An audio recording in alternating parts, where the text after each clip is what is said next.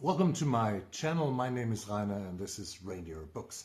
I'm currently not posting 2 to 3 videos per week, which has destroyed the algorithm, but I'm glad that you're here anyway. I have finished a book called Sleeping Giants by Rene Denfeld. It is Denfeld's 4th novel and the second that I have read after The Butterfly Girl, which was published in 2019. Both this book and Sleeping Giants are set in Oregon, which is probably why I've found the author, since Oregon, I have visited the Beaver State 3 times already, and we have good friends in Portland. Rene Denfeld had a very difficult upbringing. She lived in severe poverty and experienced both sexual and emotional trauma and abuse in her life. At age 15, she ran away and was living on the streets of Portland, often sleeping on park benches and using newspapers as blankets. For her, libraries became sanctuaries and books fueled her desire for a different life.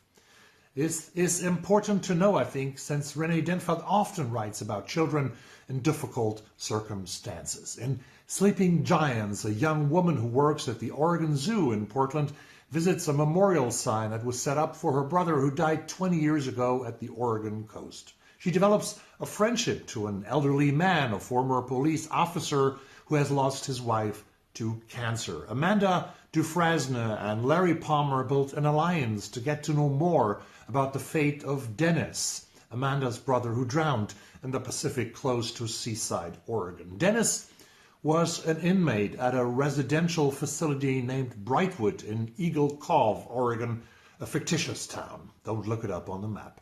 Slowly, Amanda and Larry find out more and more about Brightwood and about Martha King, who ran Brightwood with an iron fist. She thought that all the boys in her facility had to be saved, and she believed in holding time as a tool. Holding time was practiced in the United States, not only there, in other countries as well, as a form of therapy in the 1980s and 1990s. A child would be held tightly, often against their will, sometimes for hours. The goal was to break through emotional resistance and force the child to confront repressed feelings. Practitioners believe this could create a bond between the child and caregiver, especially in cases of early trauma or disrupted attachment. Martha Welsh and Everett Waters, two American psychologists, promoted this therapy, which since the early 2000s is widely discredited after the death of Candace Newmaker. Physical closeness re-traumatizes rather than heals vulnerable children and is often experienced as torture. The psychologist Joanne Stavros writes, "Attachment is not something that can be imposed upon a child. It is something that must be earned.